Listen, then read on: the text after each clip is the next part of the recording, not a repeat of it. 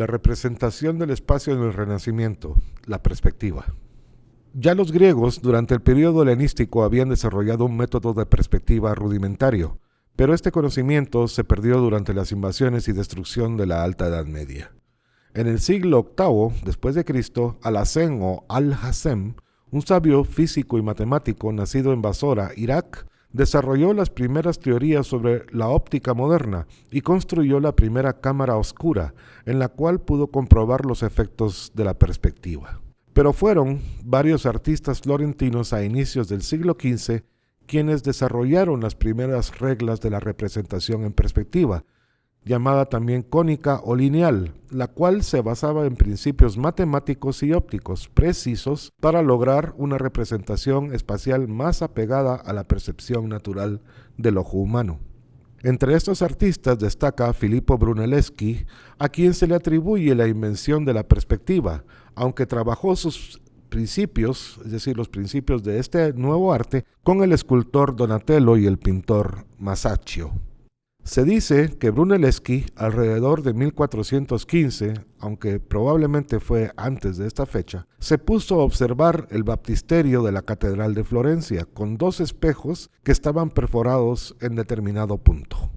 Al poner ambos espejos frente a frente y con las aberturas alineadas enfrente de su ojo, Brunelleschi pudo ver la imagen del baptisterio reflejándose en ambos, en un efecto similar al de las cámaras obscuras que ya se habían empezado a utilizar desde el siglo XIV. Mediante la alineación de los espejos y las aberturas, Brunelleschi dedujo que una imagen se podía representar mediante un cono de visión, que tenía su vértice en el ojo del observador. La vista así obtenida era semejante a ver una imagen como si se estuviera en una ventana fuera de la escena. Se sabe que la cámara oscura ya se había empezado a emplear en Europa desde el siglo XIV, pero su empleo era muy limitado y durante todos esos años pasó desapercibida al no verse la utilidad de su uso. En realidad, ningún pensador medieval pudo ver los alcances de este invento sino hasta el Renacimiento.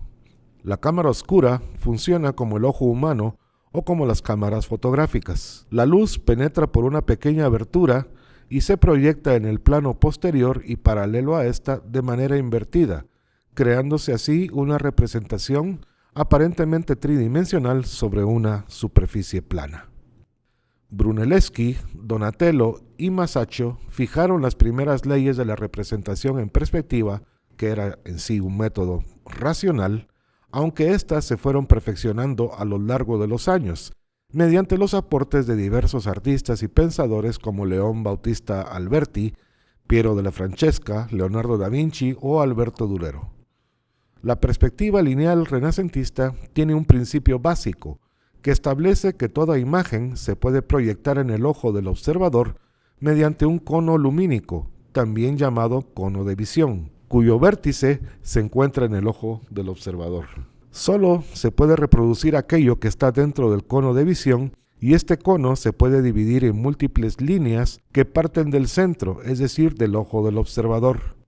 A su vez, el método de la perspectiva permite representar los diversos planos que están abarcados en el cono y también permite visualizar el espacio existente entre ellos y la escala relativa de los objetos, de acuerdo a su posición, lo cual permite representar una imagen sin necesidad de superponer un plano sobre el otro como en la Edad Media. Así, el punto de vista solo puede ser el punto de observación ubicado en el ojo del que observa, pero los artistas pronto se dieron cuenta que la observación mediante el cono suponía también una distorsión de lo observado, como pasa también en el ojo humano.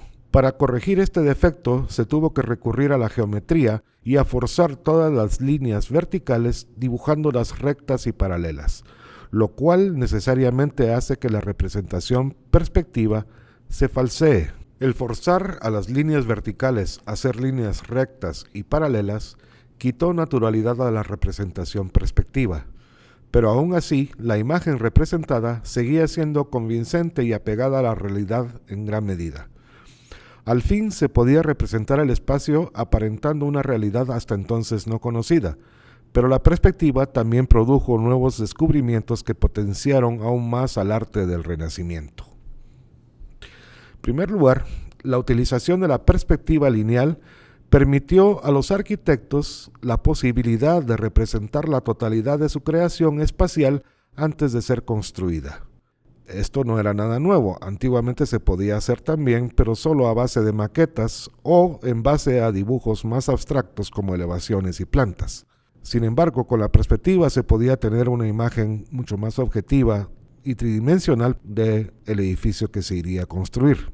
Esto propició cada vez más el dibujo de la representación espacial arquitectónica en vez de la construcción de maquetas. Además, un dibujo era más fácil de modificar que una maqueta y, por supuesto, que una obra construida. El dibujo en italiano se llama diseño, y así esta palabra empezó a suplantar el término creación o el término planificación. De esta forma, la apariencia de una creación arquitectónica se convirtió en un elemento esencial en la planificación de la misma. La perspectiva lineal también permitió que el arquitecto, planificador y perspectivista pudiese modificar el entorno de una obra específica, creando un marco espacial para su ubicación, ahora en un contexto controlado, dando paso así a las primeras reformas urbanas del Renacimiento. En realidad, estas reformas nunca pasaron de ser utópicas, porque la perspectiva tiene una limitación. Solo es posible visualizar determinado espacio desde un único punto de vista. Si el observador se mueve, la percepción cambia y así se distorsiona la visión original. Otra posibilidad de la perspectiva es crear una ilusión espacial ahí donde no existe. Por ejemplo, se puede crear un espacio perspectivo para percibir un espacio como más profundo respecto a lo que es en realidad. Esta propiedad se llama trampantojo, trampa de ojo, que también es el otro nombre que recibe la perspectiva. Pero quizás el aporte más importante de la perspectiva fue la posibilidad de crear y visualizar un espacio homogéneo, es decir, un espacio que está dividido en diversas partes semejantes entre sí y semejantes también al total. Esto es lo que los griegos llamaban simetría. La posibilidad de homogeneizar el espacio a través del uso de la perspectiva nos permite hacer varias afirmaciones puntuales respecto a este aspecto fundamentalmente teórico, conceptual, del arte renacentista referido a su representación.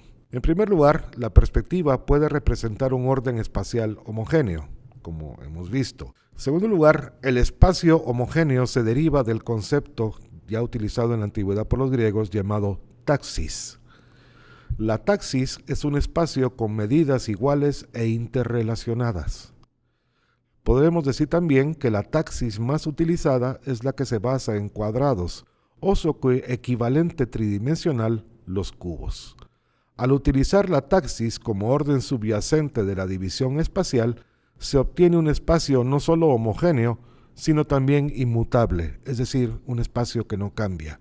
La taxis conceptual, también llamada taxis madre, está formada exclusivamente por cuadrados iguales entre sí, un total de 9 cuadrados, cada uno de ellos se le ha asignado una letra, y lo que existe en relación entre todos ellos es una similitud, no solo en forma, sino en medidas, proporciones, y también con respecto al total, que es un gran cuadrado.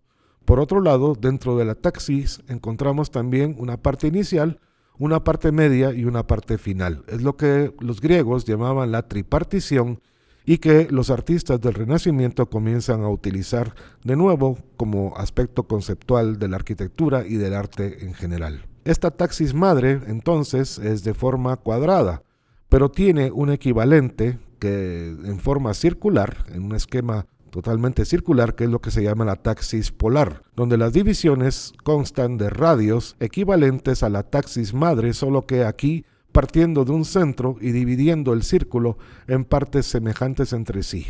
Finalmente, podemos ver la representación de la taxis tridimensional en perspectiva lineal a la izquierda y en perspectiva isométrica a la derecha. Esta última, aunque es más racional que la perspectiva porque se puede medir exactamente, tiene una apariencia menos semejante a la percepción del ojo humano. Hay que decir que la perspectiva isométrica nunca fue utilizada durante el Renacimiento, más bien era desconocida por ese entonces en Europa. Cuando se empezó a desarrollar, su uso fue muy restringido específicamente a algunos aspectos de la arquitectura, pero la representación artística, la isométrica o la axonométrica, que es el otro tipo de representación, no tuvieron utilización. Por ello, la perspectiva y la taxis madre representada en perspectiva fue la principal herramienta para la homogenización del espacio y convertir así el espacio en inmutable. En un espacio cubicado e inmutable, cada objeto ocupa un lugar específico en su aspecto particular y a la vez supeditado al esquema general, como vemos en este cuadro de Piero della Francesca llamado La Flagelación, donde una retícula completa cubre las partes en sí de la totalidad del cuadro y a la vez abarca también una retícula basada en la retícula principal que subdivide el espacio en varias partes homogéneas entre sí. En esta otra fotografía podemos ver la sacristía, la llamada sacristía vieja de la iglesia de San Lorenzo, obra de Brunelleschi, donde este artista y arquitecto del siglo XV cubicó el espacio basado en la taxis madre, homogenizándolo en base a cuadrados y cubos.